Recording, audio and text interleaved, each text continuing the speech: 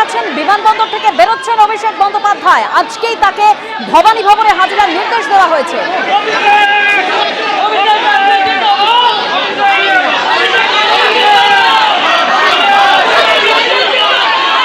সরাসরি সেখানে আমাদের প্রতিনিধি ঝিলম করঞ্জাই রয়েছেন। ঝিলম,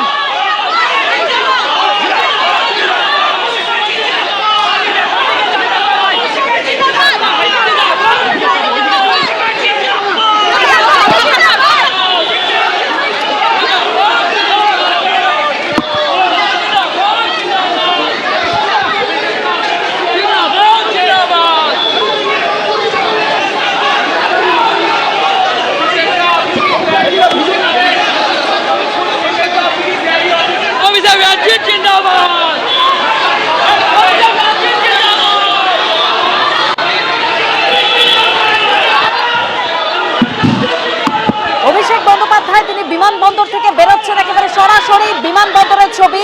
আজকেই হাইকোর্টের তরফে নির্দেশ দেওয়া হয়েছে অভিষেক বন্দ্যোপাধ্যায়কে ভবানী ভবনে হাজিরা দিতে হবে। সন্ধ্যে 6টায় ভবানী ভবনে তাকে হাজিরা দিতে হবে। এই মুহূর্তে যে ছবি, বিমানবন্দর থেকে তিনি গাড়িতে উঠলেন, বিমানবন্দর থেকে বেরিয়ে গেলেন অভিষেক বন্দ্যোপাধ্যায়।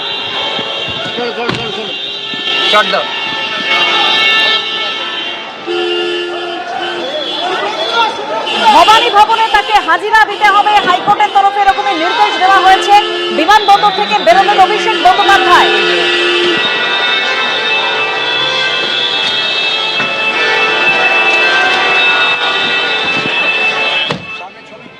বিধায়কদের যে সইজাল কাণ্ড, সেখানে ডেডলাইন দিয়ে দিয়েছে হাইকোর্ট। আজকেই সন্ধ্যে 6টায় ভবানী ভবনে হাজিরা দিতে হবে। আজই সিআইডির কাছে হাজিরা দিতে হবে অভিষেক বন্দ্যোপাধ্যায়কে, নির্দেশ দেওয়া হয়েছে হাইকোর্টের তরফে। সেরকমই অভিষেক বন্দ্যোপাধ্যায় তিনি বিমানবন্দর থেকে বেরোলেন, যে ছবি আপনারা দেখতে পাচ্ছেন সরাসরি। ঝিলম করঞ্জাই, ঝিলম, ঠিক আছে, বুমটা অন আছে একদমই। আমরা দেখলাম কিছুক্ষণ আগে, 1 মিনিট আগে অভিষেক বন্দ্যোপাধ্যায় দমদম বিমানবন্দর, কলকাতা বিমানবন্দর থেকে তিনি বেরিয়ে এলেন এবং 3 নম্বর গেটের এখান থেকে তিনি বেরোনোর পর সেটা দেখা গেল সাংবাদিকরা যখন তাকে প্রশ্ন করেন, তিনি কোনো প্রশ্নের উত্তর দেননি।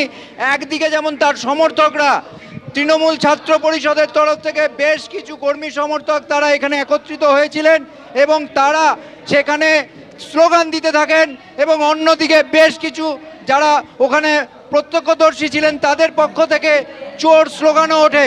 তবে অভিষেক বন্দ্যোপাধ্যায়কে প্রশ্ন করা হলে তিনি কোনো প্রশ্নের উত্তর দেননি। এখন আমরা দেখলাম যে তিনি এখান থেকে বেরিয়ে সরাসরি তিনি যে গাড়িতে আছেন সেই গাড়ি সরাসরি আমাদের সামনে আমার সহকর্মী শান্তনু দত্ত যে দৃশ্য দেখাচ্ছে, তিনি বেরিয়ে যান। এবং এখানে আমরা যেটা দেখলাম, তিনি বেরোনো মাত্রই তাকে চারদিক থেকে সুরক্ষিত একটি বলয় দেওয়ার চেষ্টা করা হলো। যারা কর্মী সমর্থক যারা ছিলেন, মূলত তৃণমূল ছাত্র পরিষদের কর্মী সমর্থক এবং নবীন ব্রিগেড, তাদেরকে যে অভিষেক বন্দ্যোপাধ্যায়কে একটি ব্যারিকেড করে একটি সেফ প্যাসেজ করার চেষ্টা করে পুলিশের পক্ষ থেকে তাকে সেফলি সিকিউর করে গাড়িতে তুলে দেওয়া হয়। যদিও সাংবাদিকদের কোনো প্রশ্নের উত্তর তিনি দেননি, তিনি ধীর স্থিরভাবেই, যেটা দেখা যায় যে তিনি অবিচলভাবে গাড়ির দিকে এগিয়ে যান। যদিও তার দিকে চোর স্লোগানও ছুড়ে দিয়ে হচ্ছিল বিভিন্ন জায়গা থেকে। তবে আজকে যেটা দেখা যায় যে তার সমর্থনেও স্লোগান দেওয়া হচ্ছিল এবং যারা দিচ্ছিল তাদের অধিকাংশ তৃণমূল সমর্থক, এবং সেই দল তারা একত্রিত হয়েছিল। 15 তৃণমূল সমর্থক তারা ছিলেন এবং তাদের পক্ষ থেকে সেফ প্যাসেজ করে তাকে গাড়িতে তুলে দেওয়া হয়। সামনে যে দেখতে পাচ্ছ দৃশ্য, সামনে একের পর এক যে রয়েছে গাড়ি, সেইখান থেকে সরাসরি আমরা যেটা জানতে পারছি এখান থেকে সিআইডি ভবন, ভবানী ভবনে সিআইডির কাছে যাবেন অভিষেক বন্দ্যোপাধ্যায়। জিলাম, তুমি আমাদের সঙ্গে থাকো। বিমানবন্দর থেকে বেরিয়ে গিয়েছেন অভিষেক বন্দ্যোপাধ্যায়। আদালতের নির্দেশে আজ সন্ধ্যে 6টার মধ্যে তাকে ভবানী ভবনে গিয়ে সিআইডির কাছে হাজিরা দিতে হবে। আর 1.5 ঘন্টারও কিছু কম সময় রয়েছে, তার মধ্যে সিআইডি ভবনে গিয়ে অভিষেক বন্দ্যোপাধ্যায়কে হাজিরা দিতে হবে। কিছুক্ষণ আগেই বিমানবন্দর থেকে বেরিয়ে গিয়েছেন অভিষেক বন্দ্যোপাধ্যায়। সইজাল কাণ্ডে অভিষেক বন্দ্যোপাধ্যায়ের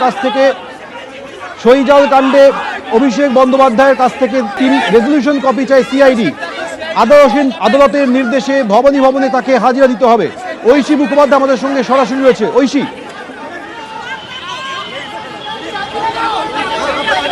একেবারে দেখো সেই কনভয় এই মুহূর্তে বেরিয়েছে বিমানবন্দর থেকে বেরিয়ে আজকে কিন্তু ভবানী ভবনে 6টার মধ্যে হাজিরা দেওয়ার নির্দেশ রয়েছে। হাইকোর্ট কিন্তু এমনটাই জানিয়ে দিয়েছেন।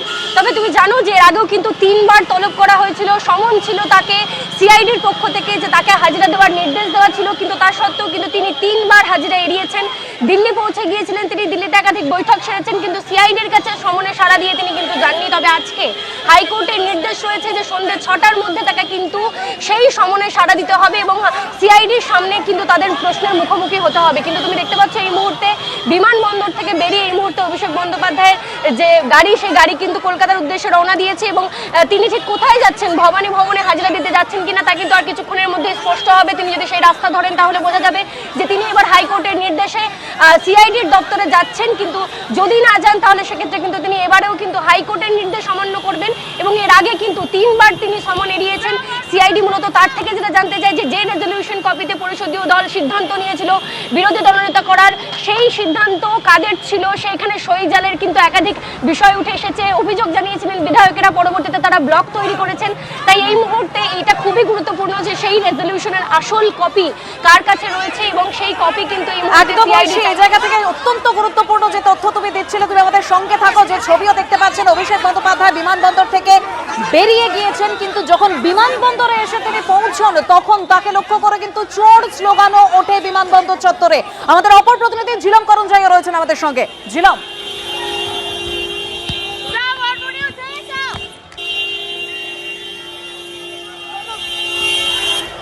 ঝিলমের সঙ্গে আমরা আবারও যোগাযোগ করব। ভবানী ভবনে আজকেই তাকে হাজিরা দিতে হবে এরকমই হাইকোর্টের তরফে নির্দেশ দেওয়া হয়েছে। সন্ধ্যে 6টার মধ্যে তাকে হাজিরা দিতে হবে নির্দেশ দিয়েছে হাইকোর্ট। সে মতো অভিষেক বন্দ্যোপাধ্যায় যেরকম কথা ছিল যে তিনি বিমানবন্দরে এসে পৌঁছবেন, বিমানবন্দর থেকে তিনি বেরিয়ে গিয়েছেন। এই মুহূর্তে যে ছবি আপনারা দেখতে পাচ্ছেন, আমাদের প্রতিনিধিরা রয়েছেন সেখানে। তবে আজকে যখন তিনি বিমানবন্দরে এসে পৌঁছন তখন তাকে লক্ষ্য করে চোর স্লোগানও দেওয়া হয়। বিধায়কদের সই জাল কাণ্ডে হাজিরার নির্দেশ দেওয়া হয়েছে ভবানী ভবনে। অভিষেক বন্দ্যোপাধ্যায়কে আজই সন্ধ্যে 6টায় তিনি হাজিরা দেবেন।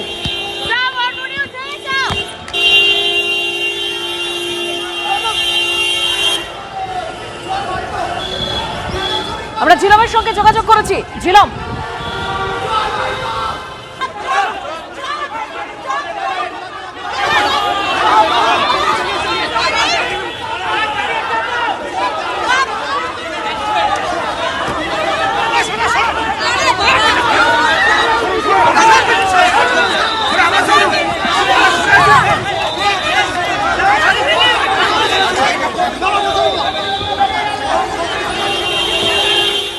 এবিপি আনন্দ, এগিয়ে থাকে, এগিয়ে রাখে।